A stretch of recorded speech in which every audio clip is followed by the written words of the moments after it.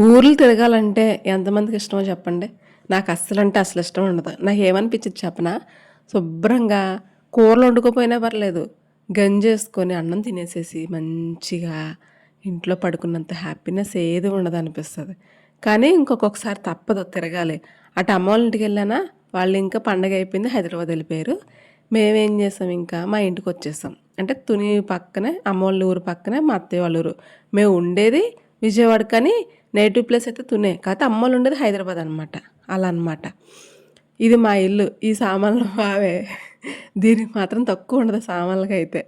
నేను రాగానే బ్యాగులన్నీ పక్కన పెట్టేసి ఈ బూజు దులిపేస్తున్నానని మా ఆయన ఎంత హ్యాపీగా ఫీల్ అయిపోతున్నాడు అనుకుంటున్నారో.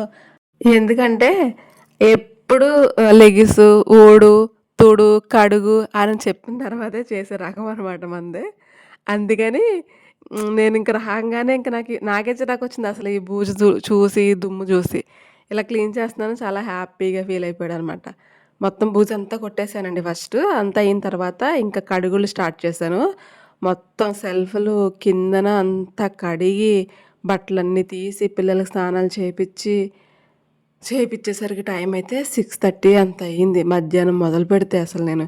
ఇంకా సద్దలా పైకెత్తి పెట్టినయన్నీ అలాగే వదిలేసా. కింద మొత్తం కడిగాననమాట. ఇంకా నాకైతే జ్వరం వచ్చింది ఫుల్‌గా. అప్పటికే కోల్డ్‌తో ఉన్న వాటర్ చేంజ్ అవ్వడం వల్ల. ఇంకా నైట్‌కి అమ్మ ఇడ్లీ పిండే పంపించింది నేనొచ్చేసరికే.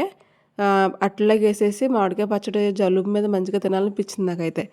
తినేసేసి పడుకున్నాం. కట్ చేస్తే పొద్దున్న లేచి చీపురు కట్ట పట్టుకున్నాను అనమాట. తప్పదండి ఇంకా మన పల్లెటూరులో మనం అయితే తప్పదింక. సిటీలో అట్లా అయితే చేసినా చెయ్యమని ఎవరు అడిగేవాళ్ళు ఉండరు గానీ, పల్లెటూరులో ఖచ్చితంగా పొద్దున్న లేవంగానే ఫస్ట్ చీపురెట్టుకొని ఇంటి ముందు ఊడ్చేసి, నీళ్లు కొట్టేసి ముగ్గైతే ఏసేయాలి. అది నాకు తెలిసిందనమాట. రీసెంట్ తెలవడం అంటే ఏముందిలే గానీ, నేను చూస్తాను కదా అందరిని అలా అనమాట. ఇంక ఈ ముగ్గులంటారా, ఇంక నాకొచ్చిన డిజైన్సే ఇవి. నెక్స్ట్ పార్ట్‌లో ఇంకా ఉంది.